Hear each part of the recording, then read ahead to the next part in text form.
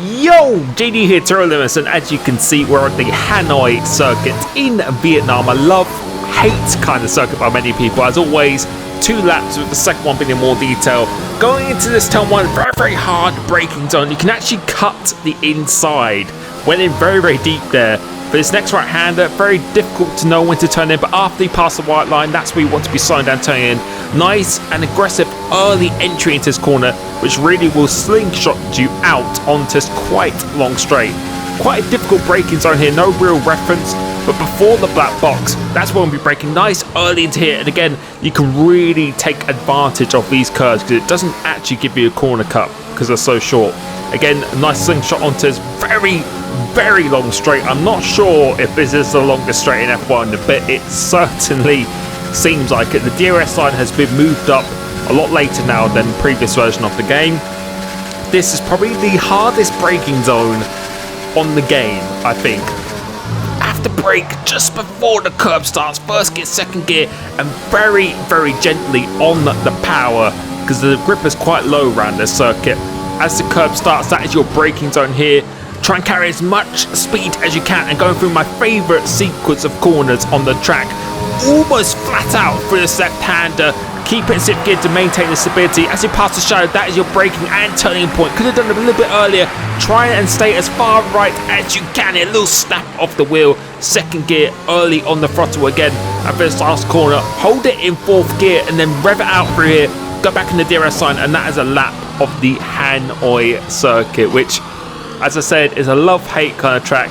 A 32.9, which I was quite happy with because I didn't really spend too much time on this one here. But now we're going to go over the lap again and trying to go as much detail as I can. So going into this first corner, pretty much when the curb starts or part of the red barrier starts, that's where you want to be braking. Really want to be going much earlier than that, actually.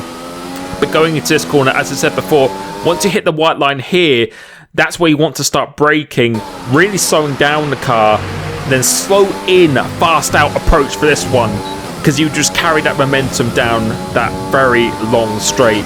For this next corner, quite a tricky braking zone, no real reference coming into here, but before this one, it's just about before that black box is where you want to be turning in.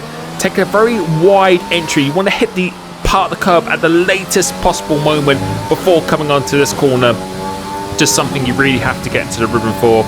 Going down this long straight, spotting the DRS zone, which again has been moved up further on the track here. Get on that there, and this is a crucial braking zone because you can lose so much time into here. And I brake about 10-20 meters before the curb starts.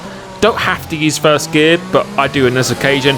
And very gentle on the throttle because the grip is very low, so you want to maximize the traction as much as possible. Going into this one, quite a simple one. You want to be braking as the curb starts.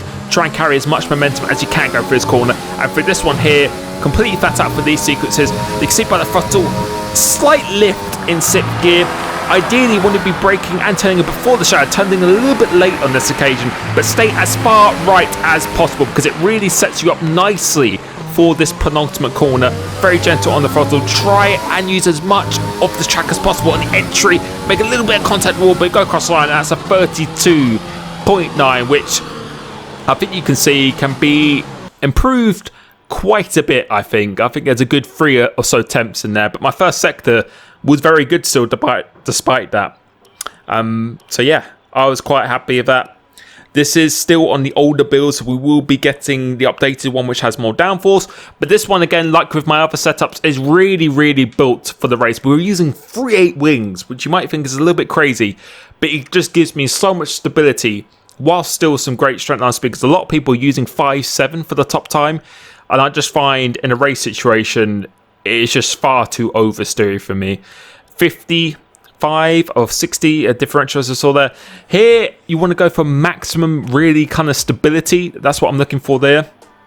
And the rear toe, again, just a little bit more stability on that side of things. But I find this is a very good combination for myself around this track. If you are struggling with braking, you can increase that rear toe.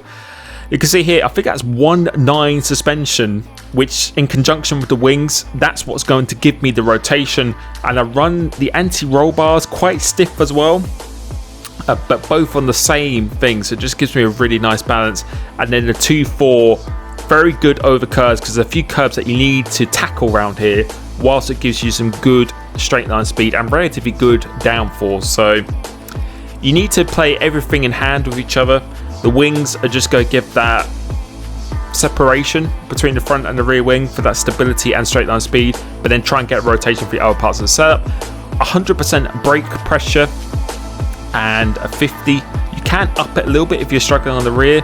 And the tyre pressures though are actually very, very low, because I just find traction, this is quite a low grip track in my opinion, and this is something that's going to work very, very well online. This is the whole point of these setup series, and this one here, I find this setup, I've used it online, it works very, very well. If you are struggling, raise the rear wing by 1 potentially, or soften the anti-roll bars if you really do need to. So I was quite happy with that.